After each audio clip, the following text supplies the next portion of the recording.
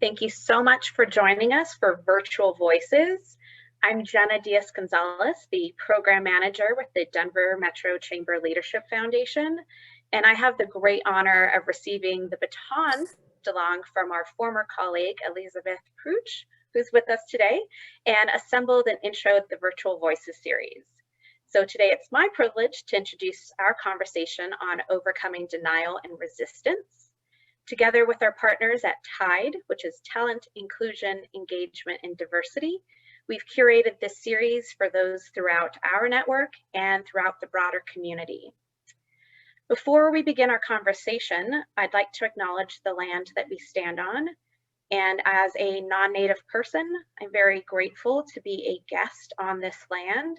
And as part of my personal commitment, and as a reminder to us all, I want to ensure that we recognize the Ute, the Cheyenne, the Arapaho tribes from whom this land was taken and who were displaced. In this spirit, I also want to recognize the contemporary tribal nations that are still present today and express my gratitude for their continued contributions to our communities.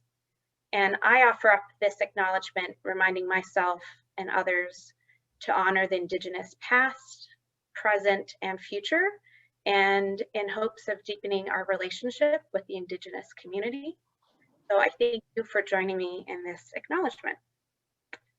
And now for a little bit of housekeeping. This session is being recorded and will be emailed to each of you after the session, along with being posted on the Leadership Foundation YouTube channel. Please stay mute unless you have a question. Please stay on mute unless you have a question for our speakers. And we absolutely encourage you to engage in conversation via the chat feature. Please feel free to post reflections, resources, and questions throughout the program. We'll make sure to monitor the chat and we'll take those questions and share them with our panelists towards the end of the session. We recommend that you use the speaker view, which can be found at the top right of your options. And if you do have any technical questions, please chat Megan Vivier from our team, who's under the host that you'll see. And if you didn't have the opportunity to tune into our last few conversations, we've explored the history of racism in our country, in our state, and really broke down how systemic racism shows up through our society, hopefully encouraging all of us to examine the role that we each individually play in moving towards equity and inclusion in our organizations, our work groups, and our community. And now our conversations are starting to work more towards action. And none of this would be possible without our incredible partners in this work. First, I'd like to thank our sponsors, Molson Coors, Southwest, and TIAA. We're so grateful for your longstanding partnership with the Leadership Foundation and with this series. Thank you so, so much.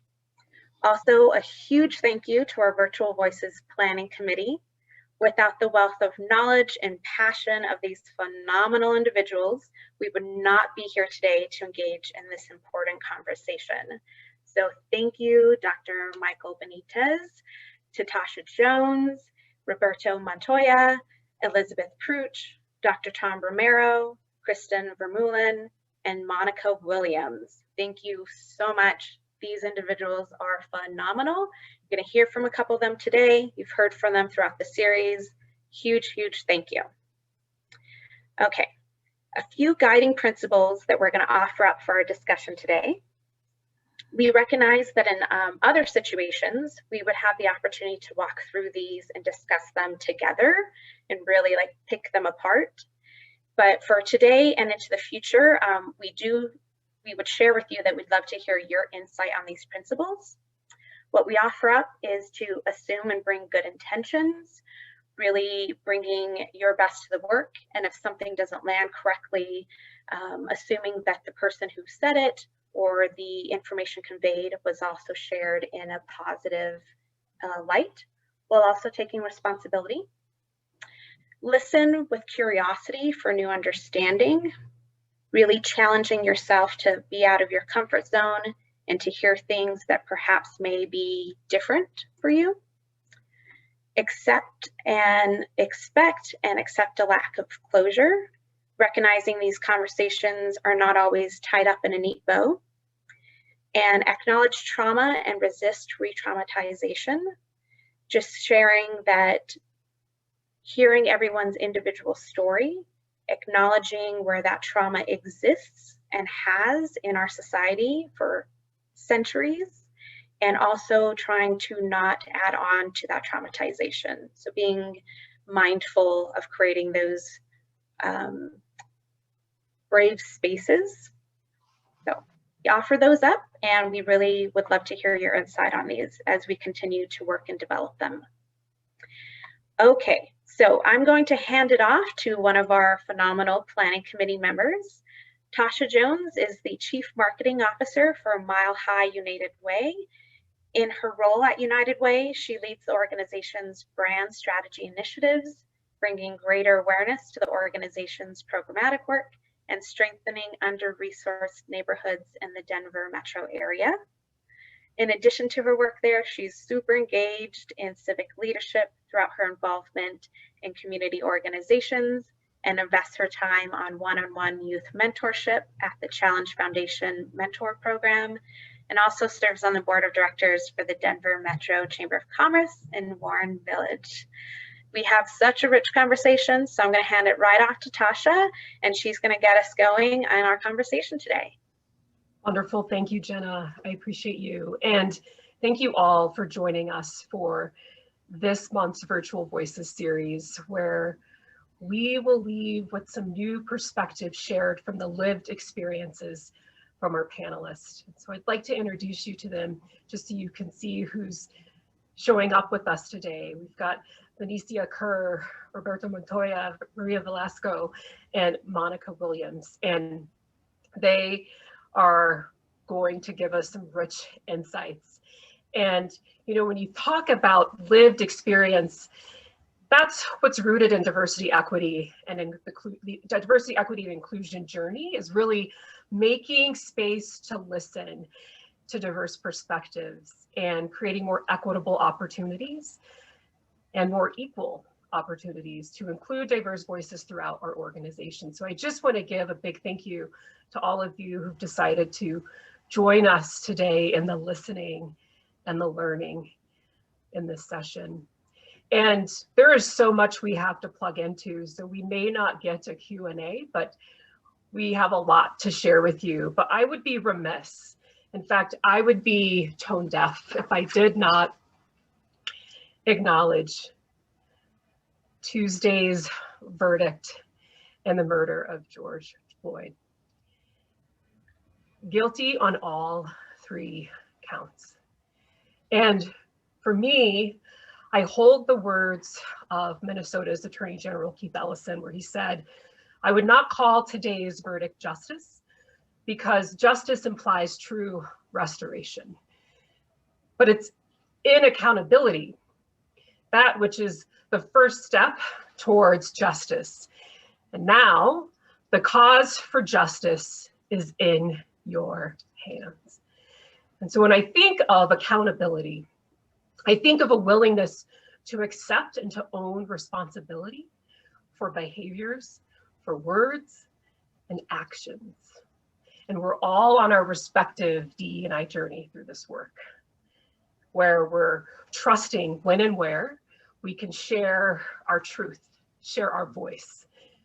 We're listening to build understanding, and we're taking action to create equal and equitable opportunities, spaces, and places for all. And justice is acknowledging the challenges and the issues around race. And so today, we're going to dig into some of those challenges. And it's our intention that we share with you that you can take away at least one actionable next step in overcoming denial and resistance to equity and race. So let's get started. Roberto, Maria, Benicia, and Monica, are you ready? I'm ready too. So let's set the stage here. We've all had varied experiences or encounters with racism and or barriers to inclusion. In fact, I can recall just 3 weeks ago, someone telling me to my face that racism no longer exists.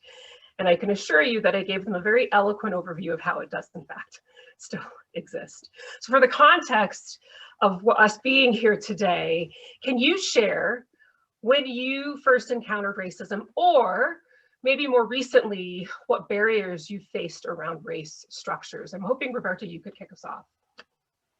Sure.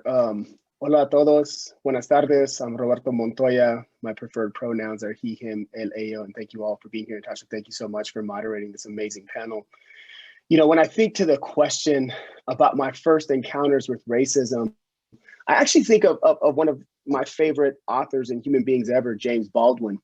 And he says this, he says, go back to where you started, as far back as you can, examine all of it, travel your road again, and tell the truth about it. Sing or shout or testify or keep it to yourself, but know from whence you came. I am from Ricardo and Angelina Montoya, a proud child of Albuquerque, New Mexico. And my first encounters with racism began in utero, as my single mother, Angelina, was harassed for not speaking English, for having children, being labeled as hyperfertile, and was constantly just barraged with racist policies and interactions. And so even though I don't have a recollection of them, my mom would tell me these stories. So they are a part of my DNA. And it's been a part of my experience ever since I began to take breath. And so, you know, the question also is, how have you navigated these barriers? I would actually extend that to not only navigate, how have I survived these barriers and of racist and race structures in this country, right? And part of it is having to unlearn the ideologies of white supremacy that were tattooed on me through society, media, curriculum. But one of the best ways that I have found to be able to undo this is through comunidad, through community. And in every place that I've been, I have fought tirelessly to create those spaces where we can have these types of conversations, right? So where we can be honest about these experiences. Because like you said, Tasha, for me, time and time again, I am told that my experiences are simply anecdotal and not a part of larger structures. And so for me, this is part of the work, and this is my inheritance. And this is, you know, we say de la lucha, this is the struggle. And this is why I am so honored to be with such amazing folks in these spaces to aspire to something better, to something more just, to something that is inextricably tied to dignity. Thank you, Roberto, and it's an honor to be on this panel with you. So thank you for sharing that. Maria, would you like to answer that? Wow, Roberto, that was amazing. Thank you so much for that. So my name is Maria Velasco, and my pronouns are her, she, and her. And when I hear that question, can you repeat the question again? Absolutely. The question is, you know, what was your first experience with racism, and or how have you navigated the barriers around race structures?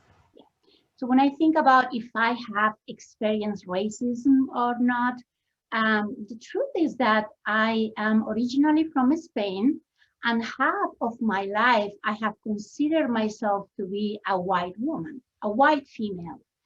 And half of my life after I came to the US, I have been labeled as a woman of color.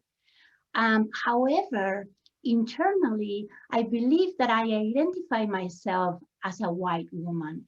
Therefore, I think I have had the privilege of not experiencing racism myself. However, having said that, as an immigrant, I have experienced lack of inclusion. I've experienced barriers at the professional level, advancing, becoming a leader. And I want to share an experience that I had early on in my career, where I was asked by the organization I was working for to change my communication style and my conflict style. Otherwise, I will get fired. So just to give you a little bit of background, right? People from Spain, and I'm not going to generalize, were really passionate, and that passion can come across as intense. And sometimes that makes people uncomfortable. The other part of our communication style is that we love to argue. We'd love to go back and forth, look at things from different perspectives. This is like fun for us. So agreeing on the second round is not what I used to do. And that was drove the people I work a little bit crazy. So in the same sense with the conflict style, we tend to be more emotionally expressed. So I remember this time in my life as a very difficult time for me. First, I felt that I was not okay. Who I was not, it was not okay. And I could not be included in this organization because I made people uncomfortable. But what I never heard was like, hey, we are going to open up to how you are and stay uncomfortable, and you change too. Because for me, this was an opportunity, and I to expand the way I communicated and to become a little bit more palatable for my audience. However, I felt that I was losing my soul, that a part of me could not come to work with me, and that I could get fired at any time, you know, because communication style is wired so deeply within us that even when you try to change it, if something triggers you, you go back there. So anyway, that's one of the reasons why I founded Beyond Inclusion Group, which is a firm that is dedicated to transform workplace cultures into inclusive and equitable places for all. Because a lot of organizations in the US that I work with, they have the tendency to hire for diversity, but to onboard for similarity. And what happens with this is that even if you as an organization are very, very successful in your diversity initiative and bringing diversity into your organization, two things may happen. One, if the person that gets hired is asked to behave in the same way, to assimilate, they may leave, they say bye-bye, in which case you lose the diversity that you bring in, or they may decide to go along to get along, in which case you are also losing that diversity because that person is not expressing those differences. So that's my take in terms of racism and inclusion. Thank you, Maria, and we look forward to hearing more about your research around your work in navigating resistance to inclusion and equity. So thank you. I would offer up to Benicia or Monica if you would like to add to the question again, like if you can recall your first experience with racism, or perhaps do you want to speak to how you've navigated the barriers around race structures? Would either of you like to take that question? Yeah, I'm happy to take that question. Hi, I'm Benicia Kerr, and I was just enjoying listening to Roberto and Maria, and almost forgot for a second that I'm actually part of the panel and not just listening to the panel. So when I hear this question about when was my first encounter with racism, you know, I really can't recall what my first encounter was. Tasha, I just can't. You know why? Because that question to me suggests that there was a moment in time when race became evident. And in my life, it has always been there. And it was always a part of who I am. It's always been evident in my world. I've been reminded of my race throughout my entire life. I've also been in a situation where my parents, they migrated from the South to the North during the Great Migration in the 50s and the 60s. And when they came here to New York, they came to a place for a better opportunity. And I recall even when I was young that as my parents sought to buy a new home, that they were directed to particular communities. My mother was very particular, and she did not want to live in a community that the real estate agent was directing her to.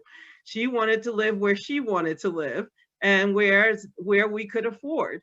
And it's just always been a part of my life. I mean, in throughout, you know, I don't know that there's a day that goes by where I'm not reminded about my race.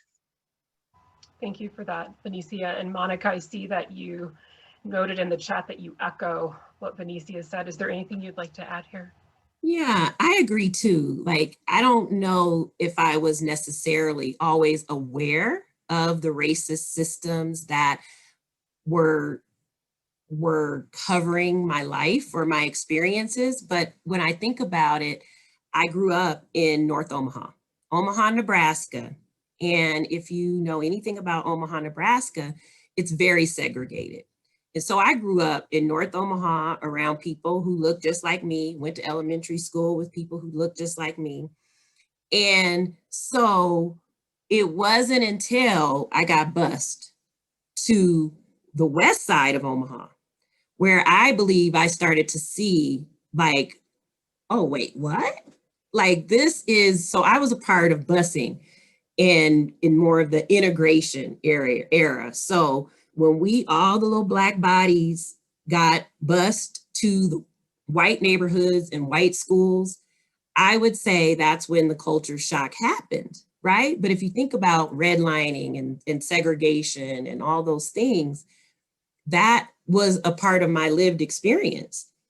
And so I would say that would probably be my first, you know, experience that I can go back to where I was realized and recognized I was a part of a segregated location or segregated society. Thank you, Monica. And you know, that's powerful when you talk about the systems that you were, you know, that were thrust upon you when you got bused to a different school as part of integration. And so I want to move to Roberto, where you know, last fall you served on a panel about improving equity and really proposing what are the right tools for that type of equity advancement. And so when looking at race and equity across sectors, can you just expound kind of on the history of maybe government or race, or how you'd like to answer that question of how you frame up the beginning of that conversation across sectors? Yeah, sure. Thank you. And that particular talk was with the International City Managers Association. So talking to decision makers within government. And anytime we're talking about government, and I work for the Government Alliance on Race and Equity as the West Regional Manager. So I'm working with hundreds of jurisdictions who are interested in having substantive conversations about racial equity. And when I talk about the history of government, I talk about it in three phases, right? Initially, government was explicit in racial oppression, right? Government passed and enforced laws that determined who could vote, who was a citizen, who could own property, who was property, whose land was whose, like where you could live, you know, who you could marry, whose military service would be honored and whose would not, right? And all of these were very explicit in our policies, practices, procedures, and laws, right? But thankfully, with the passage of like the 13th, 14th, and 15th constitutional amendments, you know, the 19th Amendment giving women right to vote, Brown v. Board, 64 Civil Rights Act, Fair Housing Act, all of these things were working to mitigate this very explicit policies and laws that were in place by government. Now, one of the things when I'm talking about the history of government and race is I say, did these changes occur because government simply woke up one day and said, yo, my bad, we shouldn't have done that? Absolutely not, right? These changes occurred because people came together like we are today in uprising, in protests, in tactical coalitions to change the laws in our country. And in changing those laws, government got, got a little slicker with it, right? They started becoming implicit, right? Through passing legislation that was race neutral, right? But we didn't really explicitly talk about race, and this is, we could talk about de jure, de facto types of things, but right, it wasn't explicitly naming race, but we know that the impacts had tremendous racial impacts. And the thing about race neutrality is that it simply hasn't worked. It hasn't worked in undoing the centuries of inequity that have existed because of government. And I think in this, when we're talking about race neutral, and a lot of folks do come with these types of ideologies saying that, I don't see color, I think we're all the same, those types of very I think well-intentioned types of things at times. But quite frankly, and I think of what Sonia Sotomayor wrote in her beautiful dissent that she wrote to Chief Justice Roberts when they dismantled the Voter Rights Act. She said, you cannot wish away racism. In the same way, we cannot wish away racial inequity. We have to work it away. And I think that's where we're at now. And that's what we're seeing in this next movement, right? Of folks working from inside government and inside institutions to change the policies, practices, and procedures, both stated and unstated, that have continued to be enforced and continued to marginalize, to dehumanize folks who have not historically had power. And so when we're talking about the history of government and race, we cannot be ahistorical, which is why I loved the early conversations that we had in the Virtual Voices series. But what's really important now is how do we then take this knowledge and put it into action, right? How do we then look to each other to begin? Because the one thing we will never be able to do is change every heart and mind. That's folly. But what we can change are policies, practices, and procedures. Those are things. And many of us have agency within our own organizations and within the power and positions that we operate to begin to examine those with a racial equity lens. But race cannot be, and forgive me, I'm reading to my sons right now, it cannot be Voldemort, it which must not be named. We have to name it if we are going to undo the insidiousness and the pervasiveness of how race and racism has persisted. And in that, we have to also be very, we have to have the ganas, is what we say in my community, to name institutional white supremacy. And so those are inextricably tied together in having an honest conversation about undoing these. And we can no longer center resistance and denial. We can acknowledge them, we can work with them, but we can no longer center them. We must center action and centering those who have been most disproportionately impacted by these policies, practices, and procedures. So that's how I talk about it. And I'm gonna pass it back because I could talk about this all day. No, we love it. We love it. And I thank you. I love this message of galvanizing to do the work, to enact the change. And so, Maria, why do you think it is important to talk about that resistance, that not wanting to name it? Why do you think it's important to talk about it in this moment in history? Thank you. I think that's a really, really good question. And the first thing I would like to do is to reframe a little bit the concept of resistance, because I don't know about you and the audience, but when I think about resistance, I think about this very strong opposition. I think that's something that is external. I think that as something that is visible. However, through my studies and through my personal experience, I have come to the conclusion that resistance can be very subtle and it can be invisible. In many times it is internal, it is not external. So we are in a moment where we have a racial crisis, a social crisis. And I think most of us, not all of us, have come to the conclusion that something needs to change, right? So resistance is natural. It comes up every time we want to change at a personal level or a societal level. Resistance is going to show up, and resistance is very sneaky. It comes through the back door. So what I want to say is, in terms of our individual resistance, as a white individual, we can be, the point where I have seen resistance come up for white folks is the inability to reconcile the paradox that, yes, we are good people, we are tolerant, we are leaders for equity, but on the other hand, we have a history of racism. We live in a society that really is racist, and therefore we have racist patterns, we have superiority. So reconciling these two things is so difficult to individuals that then resistance starts showing up. And while you may want to do the work, now, because this paradox, you cannot reconcile it, you decide to maybe not do as many things, not work out on don't do your personal work, right?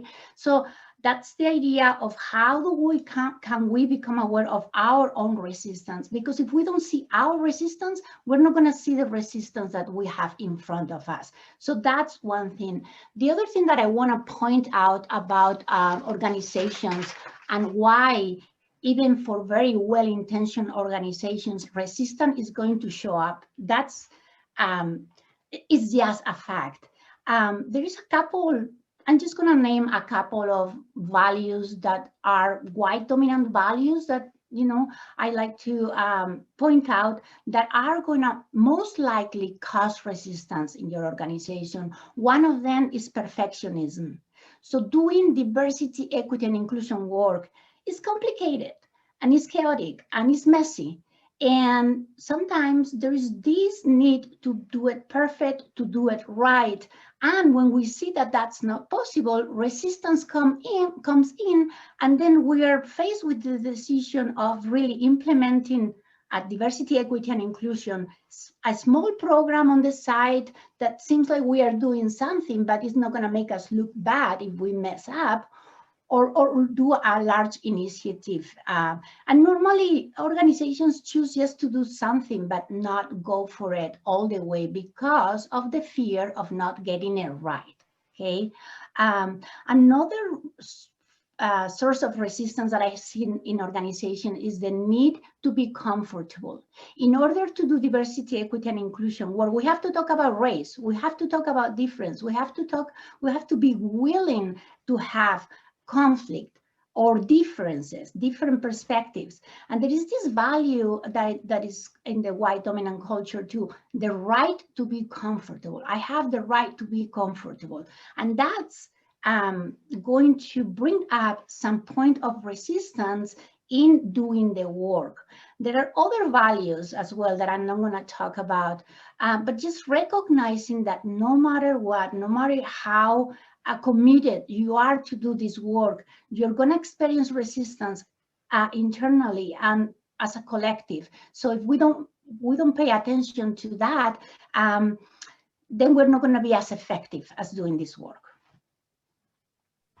Thank you for that, Maria. You outlined it so beautifully, and you said something that really resonated with me about how diversity, equity, and inclusion work is not a checkbox, and be willing to lean in and learn along the way. And it's okay for it to be imperfect, and it's okay to get uncomfortable, which, Monica, this leads me to you because you are also working and leading conversations with companies around diversity, equity, and inclusion. So I'd ask you, like, in your opinion, how does resistance appear in an organization? What are the red flags? I mean, certainly Maria highlighted some of the ways that it can show up, but what would you add to that? Thank you so much, Tasha. And so much of what Maria said it has been true for me too. And it's important just in thinking about how does the resistance show up and the denial. It shows up in a lot of ways, but some of the more subtle ways. And I'll just give you some of my experiences because I've been put in positions where I've been able to lead the work of equity, diversity, and inclusion. And sometimes being in those positions puts you on the front line.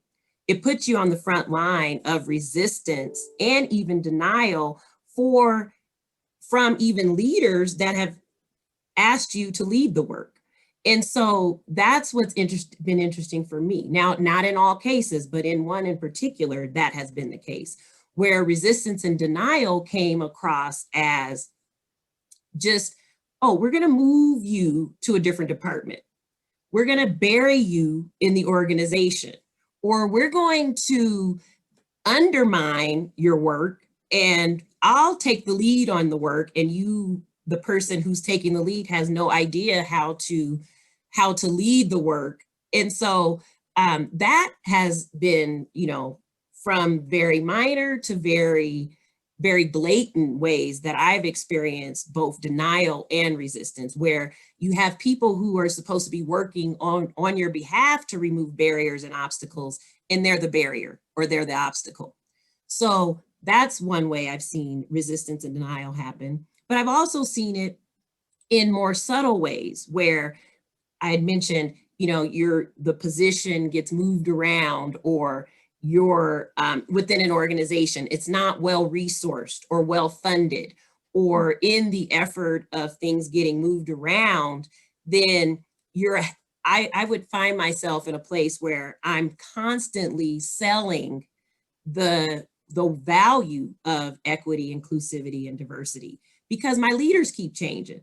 And so you're losing traction as you're gaining traction.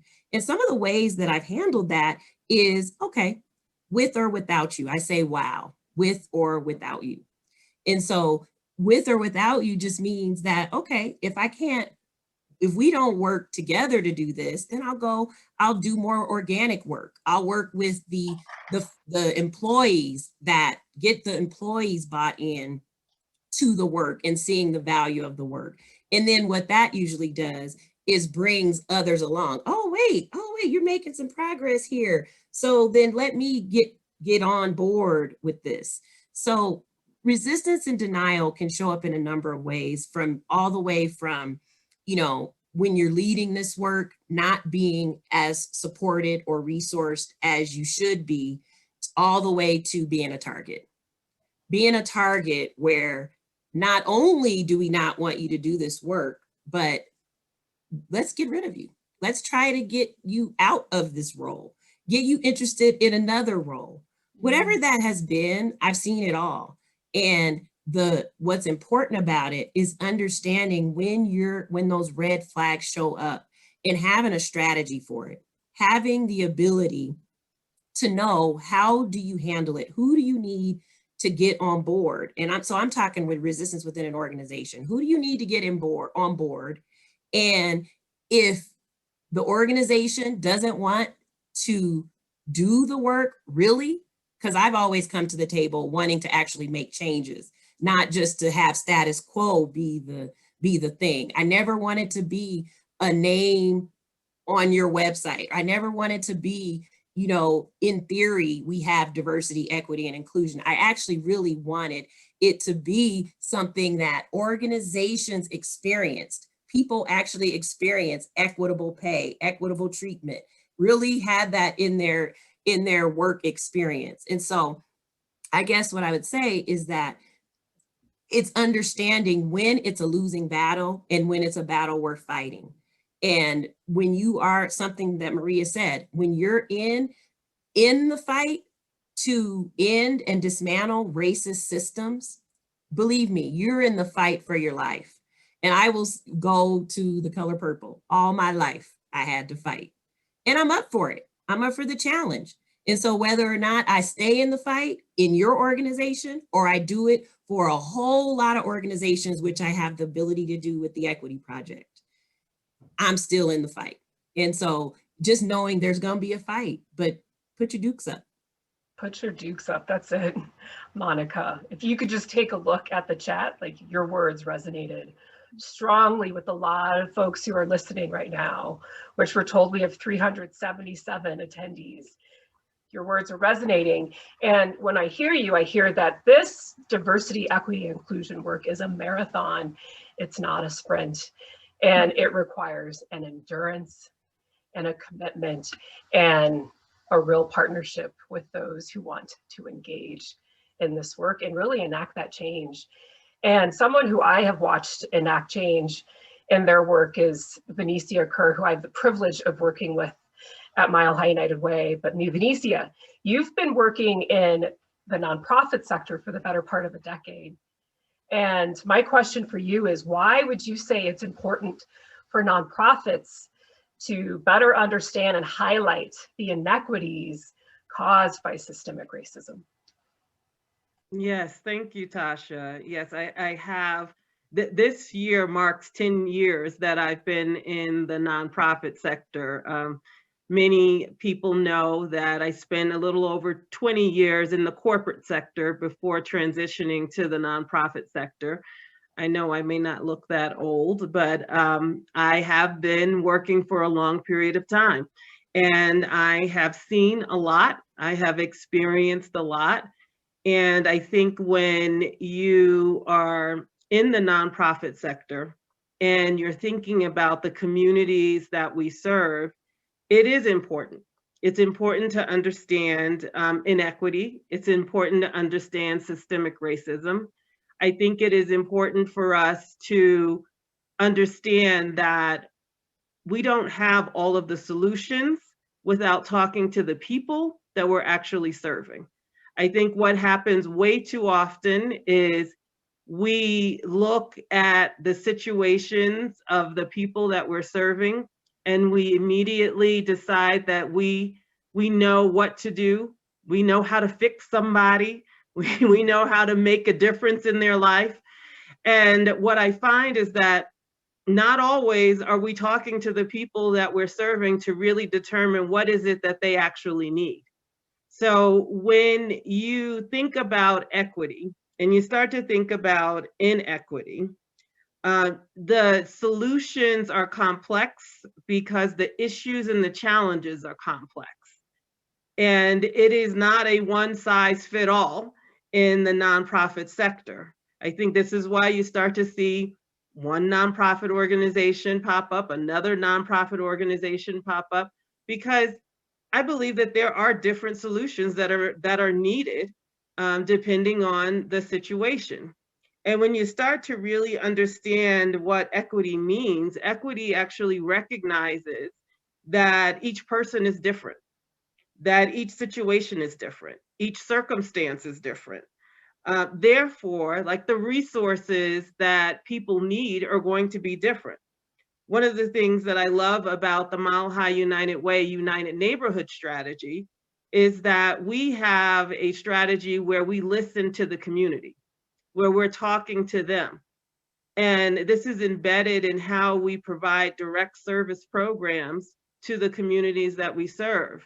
It's part of the vision that we have through our community impact division. It's about listening to the community and understanding what their needs are and then meeting them with the needs and understanding that it may not be one approach. It may be multiple approaches, which is why our United Neighborhood strategy allows us to have a layered approach that may include multiple things to serve the population within a particular community. The idea around equity is that everyone does not need the same thing in order to accomplish an outcome. It's that there may be different ways to reach that outcome, and we have to be honest with ourselves. We have to be honest about what it's going to take in order to address the critical issues that are happening in our community. And I am, excited that I work at an organization that is really deeply involved in doing that, and that we are also involved in supporting other organizations that are also doing this kind of work. And I think that that is actually, an important piece of understanding and highlighting, like, inequities that that's caused by systemic racism is the listening, the understanding, and then creating the right solutions to meet people where they are. Meeting people where they are, which that's part of the listening, which that's in all of this is like listening to what our community is saying, listening to their lived experience, and then working in partnership with community to respond to the unique needs. And that's where this work takes a village. It takes a community united. I have a question for you, Roberto. Why do you think it is important that we continue to lead with these conversations about race across institutions and organizations? So I think it's important that we continue to lead with race in these conversations, because race is the most salient factor that impacts our lived experiences across any sector, across any measurement. If you disaggregate by race, ethnicity, gender, and geography, you will see that race serves as a force multiplier. So to not talk about it is a form of resistance to avoid having that substantive conversation, which is sometimes often very difficult. And so when we lead with race, it's race and.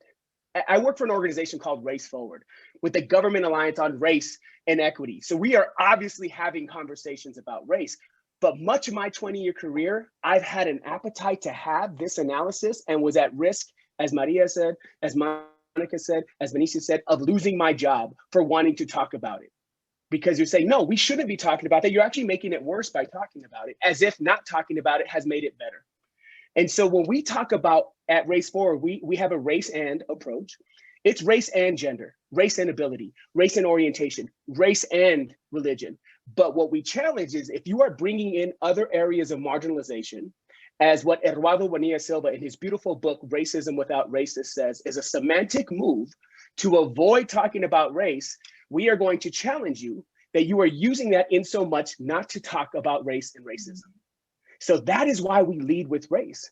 And if you don't have access to data, disaggregated data, I liken it like if you're on your equity journey and you don't have disaggregated data, it's like being on a boat, you're going somewhere, but you don't have a compass and you can't see stars. And someone that I used to work with, a great scholar, once said, you cannot boil the ocean. And that's Monica Williams used to say that. And so many people want to go out and do everything, but with disaggregated data, you can begin to hone in those areas that are, and those people who are most impacted, right? By looking at data. So, you know, many places do pay equity studies and they come back and they say, wow, it looks really good. Then when you disaggregate that data, you say, no, it looks really good for white women. But when we look at Latinas, Black women, Indigenous women, it doesn't look that great.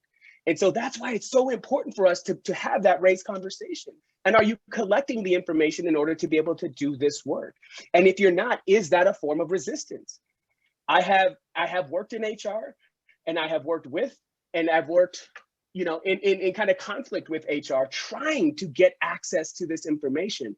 But many organizations are reticent because it does not show a really good representation of where you are at. Generally, your organization is probably pretty diverse on the bottom, maybe even up atop, but you have what we call in HR that frozen middle.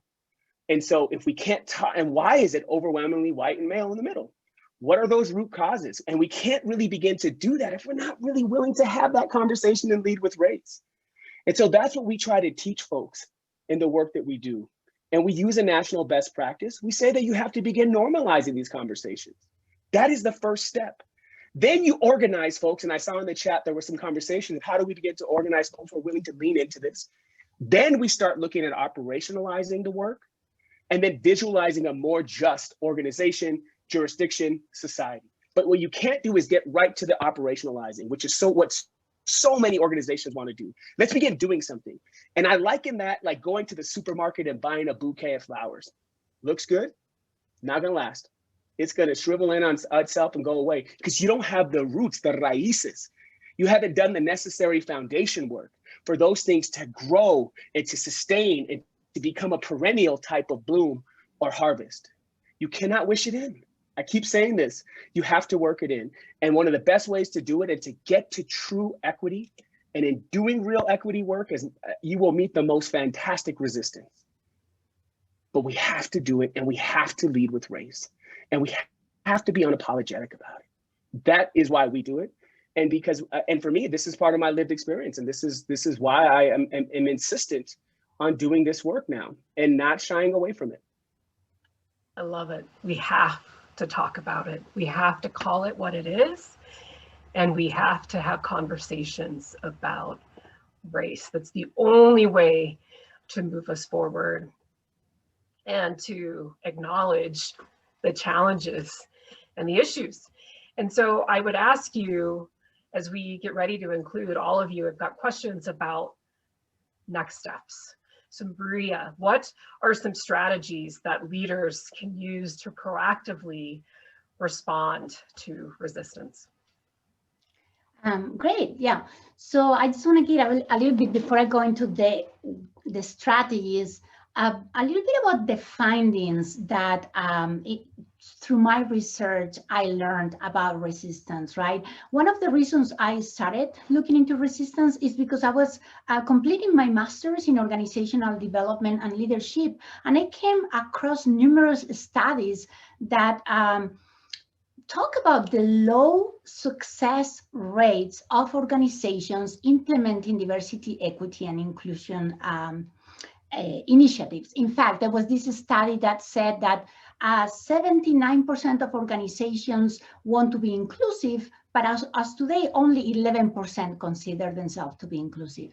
So I'd say, well, what's going on? Diversity, equity, and inclusion is not rocket science. It has some difficulties, but it can be achieved, right? So I decided to look into the topic of resistance as the potential cause for organizations not being successful. And what I found about resistance really was counterintuitive. So while in my literature research, there were some traditional authors that saw resistance as something that is undesirable, something that need to be overcome, more contemporary authors point out that resistance is actually a necessary part of change, and that we need to welcome and that we need to embrace it, right? And if we think about it, if we just announce that we're going to have an initiative and nobody says anything, that it is flat, that's not a good sign. You want people asking, why are we doing this and what this means for us? You know, you want that resistance, because resistance is informing you about what are the fears, what are the concerns. So as leaders, resistance really gives an opportunity to address misconceptions, to educate individuals, and to really listen, to be empathic, and to uncover those fears that are underneath that we cannot see. So in terms of strategies to work with resistance, I think the most important one is find the source of the resistance. Inquiry about what's going on. Why is this person resisting? And maybe the person say, well, you know, we are an organization and we want that really we pride ourselves of having excellence. But if we are going to open up our organization to diverse individuals, we're going to lose that. Now you are hearing that the fear and the resistance is to lose that excellence, right? So now as a leader, you talk to that person and say, wait a second. No. Excellence is our top value. We're going to keep being an excellent organization. Doing this doesn't mean that we are going to lose our excellence. So you just address the fear of that person. So being able to know where the fear is coming from and addressing it is one of the most important ones. The other is having an all-inclusive approach. Sometimes we talk about diversity like white individuals are not diverse. Everybody is diverse, and we want to talk about diversity, equity, and inclusion initiatives. We want to include everyone. If we do an organizational climate survey, right, and we get results and we disaggregate them and we see different results, I'm going to do focus groups to hear those groups that are on the lower end, but I'm also going to do a focus groups to hear the white folks. What are their concerns? What you know what I mean? Like, so the all-inclusive approach is the second strategy. And the other is educate with leaders to push the agenda. Find that leader that is so dedicated, that is so committed to do this, and partner with that person to push the agenda forward. So those are just 3 strategies. There is a couple of more strategies, but I wanna give time to everybody to talk. Well, thank you so much, Maria, in terms of just how we can more so embrace the resistance instead of feeling deflated by it, and really kind of understand what's meant behind it to arrive at some clarity. I'd like to give one last question to Benicia in terms of if we are embracing it and really kind of aligning with our leaders in this work, how do you suggest people approach the conversations and learning about race and community in the workplace? Yes, sure, Tasha. I'm happy to answer that question briefly because I know our time is running out. You know, one of the things that I would say is that there is a plethora of information that is out there. There are a lot of material that is available. And I think that even more so now, we are experiencing now just more information that's coming out. There are more tools that are at our disposal. And I think that that creates for us more opportunities to learn and grow. And when we have those opportunities to learn and grow, we can look at videos. There are great books that are out there. There are workshops that are available. And even these types of conversations that we're having today, you know, I applaud everyone who has been able to join. I mean, this panel is amazing. I've learned a lot just being a part of the panel and having the opportunity to listen to my fellow panelists. So I think that there are lots of opportunities that are out there today. There are great coaches, there are consultants that are out there. I don't think that there is any reason why someone could say that they don't know how to learn about race in the community or in the workplace, because I just think that there's so much that's available to us today. And I still go back to listening and talking to people. I think what also happens is, unfortunately, too many of us you know, surround ourselves with people who are exactly like us. Mm-hmm. And when you surround yourself with people who are exactly like you, then you have a lot of shared thoughts rather than looking at like diversity of thought and opinion. And I think that's the richness that comes from diversity, equity, and inclusion, is that we don't get into this habit of saying, and we become a part of listening and learning about what's different. That's right, Benicia. I thank you. And wow. Wow to all of the panelists, Benicia, Roberto, Maria, and Monica. Can everyone just note, if you haven't already, note in the chat just your gratitude, your sentiment toward these phenomenal leaders. And I just want to offer you to recognize, as Benicia said, that we all arrive with different lived experiences. So consider for a moment what life might look like for someone who's different than you. And maybe someone who has just a different journey than you, because I think we can all benefit from broadening our lens and really understanding someone else's perspective to bring about a level of understanding. And it's our ability to understand that enables us to have that empathy knowing how someone feels by choosing to imagine yourself in their shoes and feeling the emotions alongside someone as you're witnessing their lived experience, or you're embracing their lived experience, and having compassion that inspires you to help, to be part of this journey, to be part of this marathon, and to have that endurance, to develop the endurance. Because I think empathy is actionable. It's being receptive to diverse voices, stories, cultures, all of it, perspectives. And through that empathy, we can better own our accountability and overcoming racial denial and resistance. Leadership Foundation, thank you for being brave enough to hold the space for our voices. Jenna, I appreciate you. Dan Lewis, Kirsten, I appreciate you. Jenna, I pass it on to you. Wow, that was incredible. Thank you so much. Tasha, thank you for your incredible facilitation of this conversation. To each of our panelists, Benicia, Roberto, Maria, Monica, I was taking notes furiously and I could see everyone's conversations happening in the chat. Wonderful. Thank you each so much for your time. To everyone who joined us today, we will be sending out resources that will help you continue your education. I just encourage us all to think about the power that lies within this virtual room of over 200 plus individuals, and what we can take moving forward, continuing our learning, and also what we can advance in terms of conversations within our organizations. So these are some of the recommended post materials that our panelists today have encouraged us to read and watch.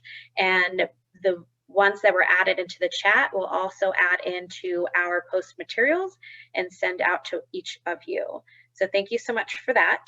I'll also remind you that for the Leadership Foundation, we have our applications open for our programs. So we'll send those links out to everybody. We would love to see you participate and grow our network. And our next Virtual Voices will take place on May 20th It's a Thursday, back at our normal time, 11 a.m. to noon. Please keep an eye out for updates on that program. I just want to say this was an incredible hour, and thank you all so much. We'll be in touch.